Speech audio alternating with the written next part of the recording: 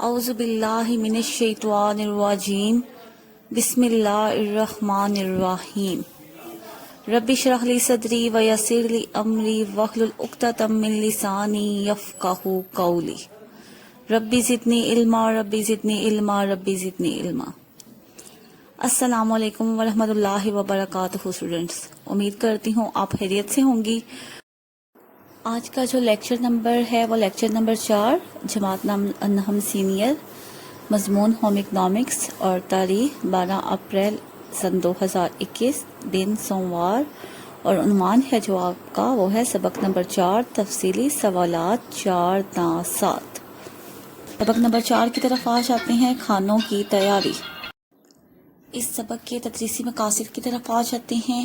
کھانوں کی تیاری کے صحیح طریقے بیان کر سکیں گے آپ، سبق کو پڑھنے کے بعد کھانے کے جو طریقے ہیں وہ آپ اچھی طرح جان سکیں گی۔ پکانے کے دوران غذائیت برقرار کیسے رکھی جا سکتی ہے وہ آپ لوگ جان سکیں گی۔ کھانا پیش کرنے کے صحیح طریقے اور اصول جان سکیں گی۔ کھانا کھانے کے مناسب اور نامناسب آداب اور طور طریقے جان سکیں گی۔ کھانا پیش کرنے میں صفائی کی کیا اہمیت ہے یہ آپ کو اس سبق پڑھنے کے بعد پتہ لگ جائے گا، اور خوراک سٹور کرنے کے اصول اور اس کے بعد خوراک سٹور کرنے کی اہمیت اور مقاصد پر بحث کی جائے گی۔ بچوں اب آ جاتے ہیں سبق نمبر 4 کے تفصیلی جوابات کی جانب۔ تو سبق نمبر 4 کے جو تفصیلی جوابات ہیں اس کے 1 2 3 سوالات میں نے آپ کو پچھلے لیکچر میں کروا دیے تھے۔ تو آج ہم جو لیکچر جو ہمارا ہوگا وہ سوال 4 تا 7 پر مشتمل ہوگا۔ تو سوال نمبر 4 کی جانب بڑھتے ہیں۔ کھانا پیش کرنے میں صفائی کی کیا اہمیت ہے؟ تو اس کے لیے جانا پڑے گا آپ کو صفحہ 103 پہ۔ تو صفحہ 103 پہ جاتے ہیں۔ صفحہ 103 پہ ہم آ گئے ہیں، ٹھیک ہے، اور اس میں یہ جو پوائنٹ ہے آپ کا کھانا پیش کرنے میں صفائی کی اہمیت۔ تو کھانا پیش کرنے میں برتنوں، کھانوں اور میز یا دسترخوان کا صاف ہونا بہت ضروری ہے۔ کھانا پیش کرنے میں ذاتی صفائی کو بھی مد نظر رکھنا چاہیے، یعنی کہ خود کو بھی آپ کو اپنے آپ کو بھی صاف ستھرا رکھنا چاہیے۔ کھانا پیش کرنے سے قبل ہاتھوں کو اچھی طرح دھو لینا چاہیے۔ برتنوں کا بھی صاف ستھرا ہونا ضروری ہے، برتن اور گلاس صاف ستھرے ہونے چاہیے۔ صاف ستھرا کھانے کا کمرہ اور میز نہ صرف خاتون خانے کی سلیقہ شعاری کا مظہر ہے یعنی بلکہ افراد خانہ کی صحت کا ضامن بھی ہے۔ اب یہ سوال نمبر 4 کا آپ کا جواب تھا۔ آپ سوال نمبر 5 کی جانب بڑھتے ہیں۔ سوال نمبر 5 ہے آپ کا اشیاء خوردنی کو سٹور کرنے کے مختلف طریقے بیان کریں۔ تو اس کے لیے جانا پڑے گا ہمیں صفحہ 106 پہ۔ تو صفحہ 106 پہ جاتے ہیں۔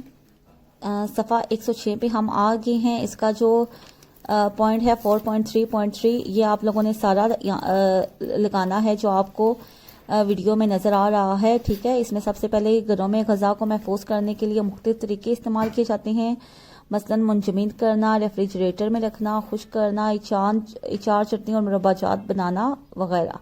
تو سب سے پہلے اشیاء خوردنی کو ریفریجریٹر میں سٹور کرنا۔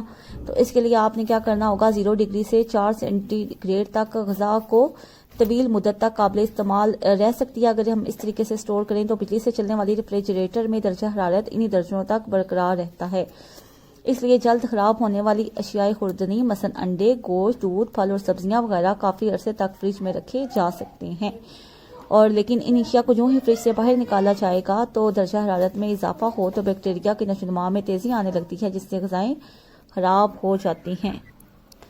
اب جو دوسرا پوائنٹ ہے اس کا، اشیاء خوردنی کو فریزر میں سٹور کرنا۔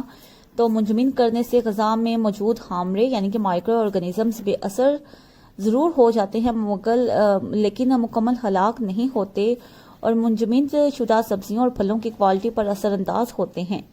غذا کو منجمد کرنے کے لیے 0 ڈگری سے 20 سینٹی گریڈ پر رکھا جاتا ہے، خاص طور پر مچھلی، مرغی اور گوشت وغیرہ جو جلد خراب ہو جاتے ہیں۔ ان کے چھوٹے ٹکڑے کاٹ کر اسے پولی تھین کے تھیلوں میں یعنی کہ شاپر میں بند کر کے فریزر میں رکھا جاتا ہے تاکہ ہوا اور نمی کو روکا جا سکے، اور فریزر کا جو درجہ حرارت ہے وہ -6 ڈگری سینٹی گریڈ ہوتا ہے، اس لیے لمبے عرصے تک غذا کو محفوظ کیا جا سکتا ہے۔ اس کے بعد سبزیوں اور پھلوں کو خشک کر کے سٹور کرنا۔ غذاؤں کو محفوظ کرنے کا یہ قدیم ترین طریقہ ہے، یعنی غذا میں پانی کی مقدار اس قدر کم کر دی جائے کہ اس میں جراثیم کی افزائش یعنی کہ اس کی جو وہ پل بڑھ نہ سکے۔ اس کے لیے عام طور پر سورج کی حرارت میں 3 سے 4 دن تک کے عرصے میں کریلے، شلجم، پودینہ، مٹر اور انگور وغیرہ، آلو بخارا وغیرہ خشک کیے جاتے ہیں۔ یہ آپ کا سوال نمبر 5 کا جواب تھا۔ اب سوال نمبر 6 کی جانب بڑھتے ہیں۔ سوال نمبر 6 ہے آپ کا، باورچی خانے میں حادثات، کون کون سے حادثات پیش آتے ہیں اور ان سے بچاؤ کی تدابیر، اور ہم ان حادثات سے کیسے بچ سکتے ہیں۔ اس کے لیے جانا پڑے گا آپ کو صفحہ نمبر 114 پہ۔ صفحہ 114 پہ ہم آ گئے ہیں۔ اس کا جو پوائنٹ ہے 4.4.1، یہاں سے آپ نے اس کا جواب لگانا ہے آخر تک۔ تو باورچی خانے میں ہمیں کون کون سے حادثات پیش آ سکتے ہیں، یعنی کہ فرش پر ہم گر سکتے ہیں، ہلکے حالات سے زخمی ہو سکتے ہیں یعنی کہ چاقو چھری وغیرہ سے، بھاری برتن اور لباس، ٹھیک ہے، یہ حادثات کا مرکز بن سکتے ہیں، یعنی کہ آپ کو کپڑے کو آگ لگ سکتی ہے، تو یہ سارے، اور ان سے بچاؤ کی تدابیر، یعنی کہ فرش پر گرنا یا پھسلنا سے ہم کیسے بچ سکتے ہیں کہ فرش صاف ستھرا اور خشک ہو، اور کھانا پکانے سے پہلے اور کھانا پکانے کے بعد فرش کو صاف کیا جائے اور صفائی کا خاص خیال رکھا جائے۔ اس کے بعد اگر ہمارے چاقو یا چھری سے ہاتھ وغیرہ زخمی ہو جاتے ہیں تو ان سے ہم کیسے بچ سکتے ہیں، تو تمام تیز دار حالات صاف ستھرے اور بچوں کی پہنچ سے دور ہوں۔ تیز اور نوکدار جو دار کے حالات ہوتے ہیں ان کا استعمال کیا جائے، اور آلات رکھنے کے لیے مناسب جگہ محسوس کی جائے، اور بھاری برتنوں کو باورچی خانے کے نیچے خانوں میں رکھا جائے تاکہ ان کے گرنے کا احتمال یعنی کہ ڈر نہ ہو۔ گرم دیگچی کو چولہے کے درمیان میں رکھا جائے اور برتن کے ہینڈل چولہے سے باہر کی طرف نکلے ہوئے نہ ہوں، اور کھانا پکانے کے بعد چولہا فوراً بند کر دیا جائے اور اوون کا دروازہ فوری بند کیا جائے، اور مناسب لباس، کف بٹن اور ایپرن کا درست استعمال کیا جائے، نائلون کے کپڑے استعمال نہ کیے جائیں، محفوظ اور نہ پھسلنے والے جوتے یا چپل استعمال کیے جائیں۔ یہ سوال نمبر 6 کا آپ کا جواب تھا۔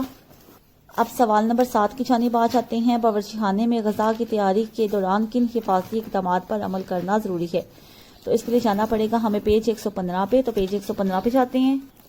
اچھا جی، یہ آپ پیج 115 پہ ہم آ گئے ہیں۔ باورچی خانے میں غذا کی تیاری کے دوران حفاظتی اقدامات، یہ آپ کے سوال نمبر 7 کا جو ہے وہ جواب ہے، ٹھیک ہے۔ یہ آپ کا پورا، آپ نے اس میں سے کوئی سے بھی 10 پوائنٹ کر لینے ہیں، ٹھیک ہے۔ آپ کو یہ 13 پوائنٹ نظر آ رہے ہیں لیکن آپ نے اس میں سے کوئی سے 10 پوائنٹ کرنے ہیں، یعنی کہ کھانا پکاتے وقت ہمیں ڈھیلے ڈالے کپڑے پہننے سے گریز کرنا چاہیے، ایپرن یا اوور آل استعمال کریں، اور دوپٹے کے دونوں سرے اور لمبے بال باندھ کر ایپرن یا آل اوور کے اندر کر لیں۔ نائلون سے بنے ہوئے کپڑے بآسانی سے آگ پکڑ لیتے ہیں، اس لیے وہ پہن کر چولہے کے پاس نہیں جانا چاہیے۔ اگر کسی شخص کے کپڑوں میں آگ لگ جائے تو اسے فوراً زمین پر لیٹ جانا چاہیے۔ ماچس کی ڈبیا کو تیلی چلانے سے قبل بند کر لیں۔ ماچس جلاتے وقت اس کا رخ اپنے جسم سے پرے رکھیں۔ کھانا پکانے کے لیے لکڑی، کوئلہ، تیل اور گیس وغیرہ استعمال کی جاتی ہیں، ان کو احتیاط سے جلانا چاہیے۔ ماچس کی ڈبیا کو بچوں کی دسترس سے دور اور نسبتاً کسی اونچی جگہ پر رکھنا چاہیے۔ جو چولہا جلانا مقصود ہو صرف اسی کو ہی کھولیں، دوسرے جو اس کے ساتھ جڑا ہوا چولہا ہے اس کے متعلق یقین دہانی کر لیں کہ وہ اچھی طرح بند ہے۔ اگر گیس کا چولہا جلانا ہو تو ماچس کی تیلی بجھ جائے تو گیس بند کر کے دوبارہ تیلی جلائیں۔ اگر کوئلوں کا چولہا استعمال کیا جائے تو کوئلوں کو صحن یا کھلی جگہ میں دہکا کر باورچی خانے میں لائیں۔ اور یہ آپ کے کچھ 10 پوائنٹ میں نے آپ کو کروا دی ہیں، آپ کو جو بھی آسان لگتے ہیں آپ اس میں سے کر سکتے ہیں۔ تو یہ آپ کے جو مفصل سوالات تھے 4، 5، 6، 7 یہ میں نے آپ کو کروا دیے ہیں۔ آج کی جو لیکچر کی آپ کی ڈائری ہے وہ یہ ہے کہ سبق نمبر 4 تفصیلی سوالات 4 تا 7 یاد کر کے خوش خط لکھنے ہیں۔ سبحانک اللہم و بحمدک اشہد ان لا الہ الا انت استغفرک و اتوب الیک۔ اس کے ساتھ ہی اپنا خیال رکھیے گا۔ اللہ حافظ۔